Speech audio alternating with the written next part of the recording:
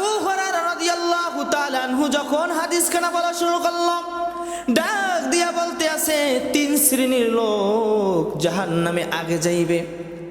এক শ্রেণীর লোক হলো যারা আলেম, এক শ্রেণীর লোক হলো যারা আলেম। আল্লাহ তাআলা হাসরের ময়দানে ডাক দিয়া বলবে, তুমি দুনিয়ায় বসে ইলমে দ্বীন শিক্ষা করছো, দুনিয়ায় বসে এত ইলমে দ্বীন শিক্ষা করছো, তারা আমল করছো কিনা? আলেম ডাক দিয়া বলবে, আল্লাহ আমি সকাল সন্ধ্যা আমি ইলমে দ্বীন শিক্ষা করছি।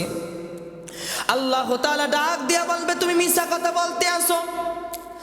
আশেপাশের ফেরেশতারা বলবে, তুমি মিছা কথা বলতে আসো, তুমি ইলমে দ্বীন শিক্ষা করছো কিন্তু তুমি আমল করো নাই।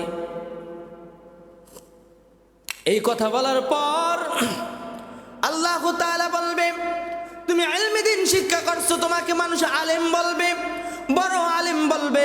তুমি এই জন্য ইলমে দ্বীন শিক্ষা করছো, তোমার মনের ভিতর আরো একটা অহংকার ছিল, সেই অহংকারটা হলো তুমি ইলমে দ্বীন শিক্ষা করছো কিন্তু কাউকে তুমি শিক্ষা দাও নাই।